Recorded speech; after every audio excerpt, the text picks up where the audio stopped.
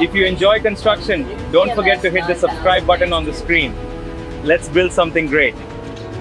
To show one of the other modes of operation now, we're actually going to leave the tip section stuck out here at 50%. We can see now that our request field does not match our status field, that 3 and 4 are now at 0, which disagrees with the original tele request.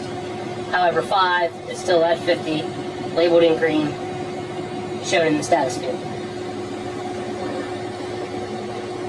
By depressing the front left button on the jog dial, we'll return to the home screen of the ODM. The symbol beside the auto tele screen is the hand symbol, which represents manual mode. Slight confusion seems to exist with this mode of operation. True manual will only exist if there is not a prior predetermined request for grove lock. So if boom is fully retracted and the request fields are all zeros, this mode will act truly as manual. If a prior request has been made and you are running the crane in the automated grove lock mode and enter into manual, it will still have characteristics of the semi-automated mode. We will see as we enter.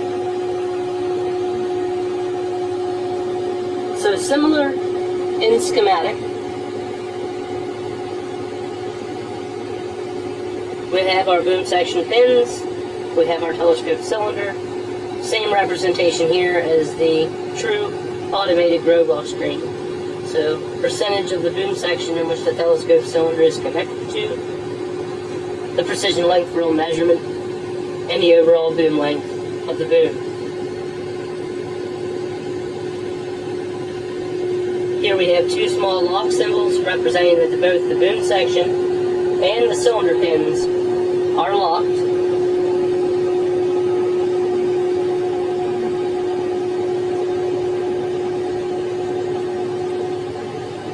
For section T4. The 4 is representing the section in which the cylinder is interacting with right now. The small cylinder is shown on the bottom.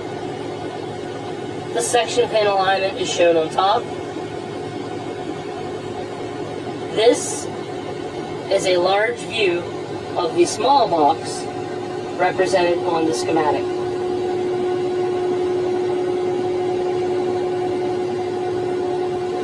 The manual portion of this operating mode, even when entering automated, exiting automated, is going to be that the operator must physically control the unlock and lock commands of the section and cylinder, unless the cylinder is moving for a section itself. So in this case, these buttons are identical to the representation in the ECOS world, where we had F1, F2, and F3. The top icon is unlock boom section pins, the bottom icon is unlock tele cylinder pins, and the center box, now grayed out, is lock whatever is unlocked. We're going to unlock the telescope cylinder,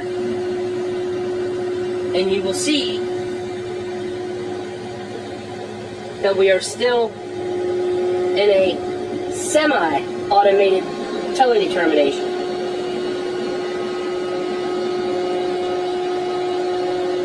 The confusion is this is listed as manual mode,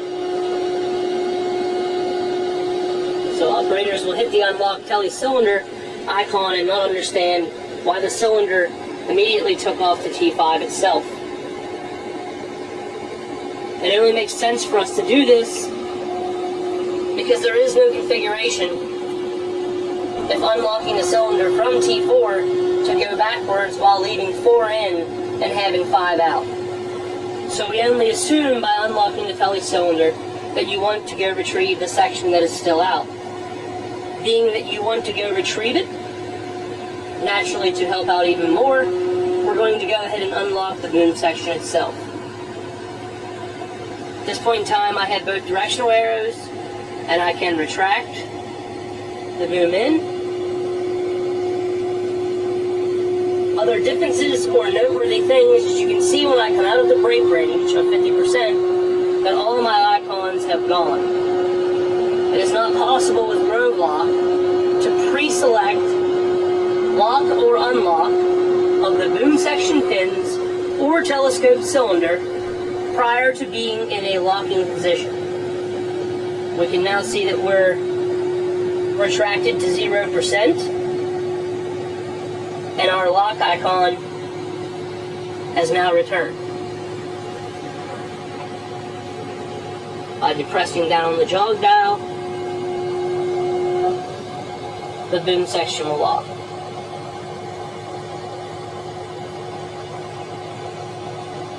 In the case now that we would unlock the telescope cylinder, it would just sit there and wait for the operator's command.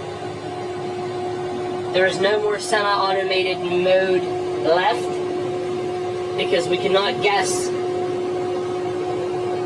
to what section you would like to work with. So the cylinder becomes unlocked and it just sits there.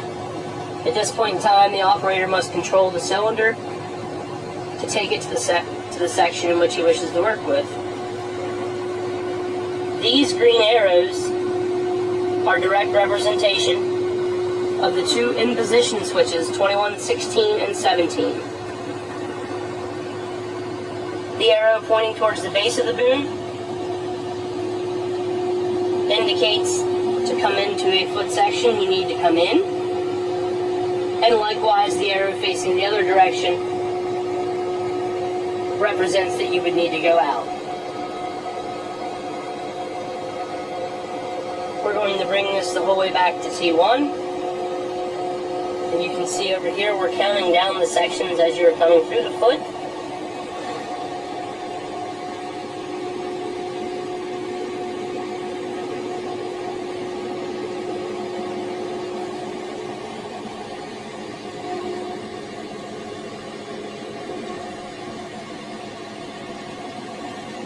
So the lock icon is available.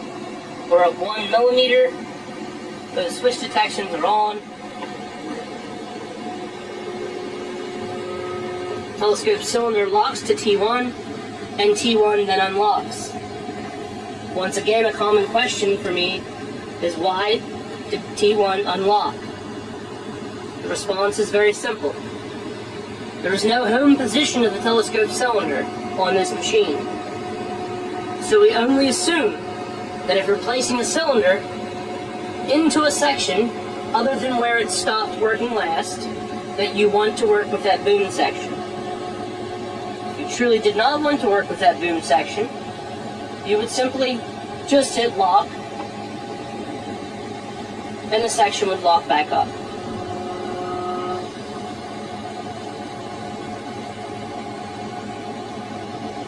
Other notable things for manual mode is the control system does not stop you at 0 millimeters for pinning the T1. You can in fact bring it back beyond, and you can in fact go past T5. We'll do a representation here of unlocking the tele cylinder again.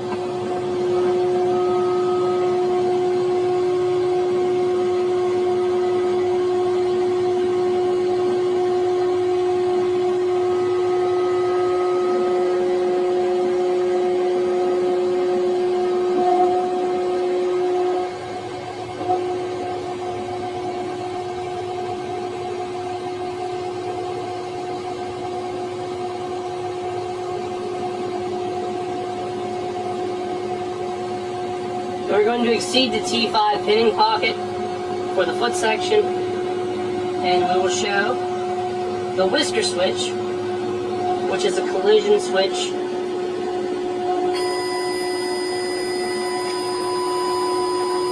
that is placed in the tip of the boom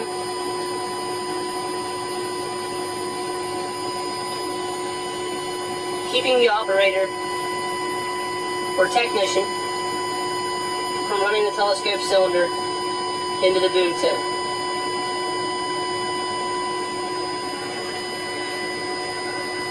When the switch is triggered, I'm holding extend right now, and extend is locked out.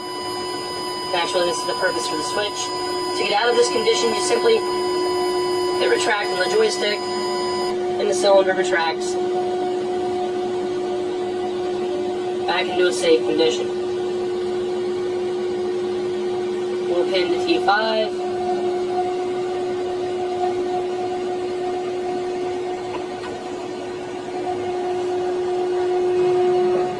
Once again, T5 unlocks.